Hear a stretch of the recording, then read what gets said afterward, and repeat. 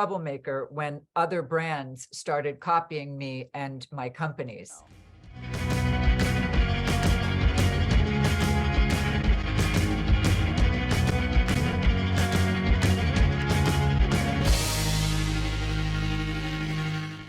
Troublemaker when other brands started copying me and my companies. So going back to even the Kiehl's days, way back when we started advocating for sunscreen use, I was also considered the queen of sampling before people were talking really about using sunscreen or needing it.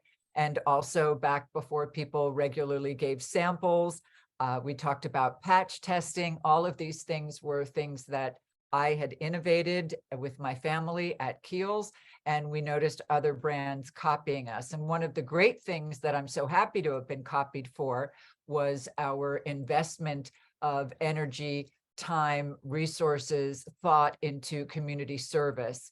And we were so proud of creating products wherein we donated 100% of the proceeds to various different causes, such as Magic's Elixir for the Magic Johnson Foundation. We did hand care for a cure for AMFAR, and we did a lot of work way back then with Project Angel Food. This is before, to my knowledge, other companies were doing that, and now so many companies do it. So I think that's a really wonderful thing to be copied for. But now in my current iteration as co-founder of Retrouvé, I still feel the same way because we get copied for so many things that we do in the industry. For example, having water-free formulations, utilizing squalane as the backbone of all of our ingredient signature cocktails, if you will, having airless containers. These are things that are getting copied by other companies, have been and are being within the industry. So that still makes me feel like kind of a troublemaker and disruptor even now. But one of the things that I am really most proud of and excited about is the work that we have done with our program, Every Skin Has a Story. That's our IG Live, wherein we work to uplift creatives of color. And we started this back when people were really thinking about how to make a difference, when all of the information came out with George Floyd and everything that happened in that very tragic time.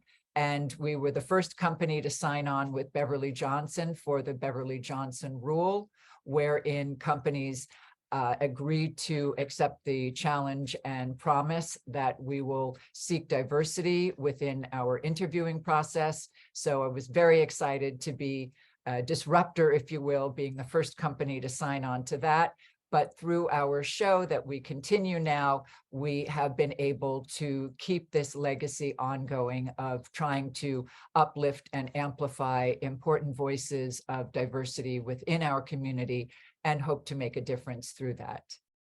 Well, I was prepared for something else, but it's so important to me what you're talking about. And I don't feel that I maybe said it in the best way, but that really is something that, so many companies were jumping on the bandwagon and making a black square, but we've really tried to do something that's lasting. We're going on our third year now.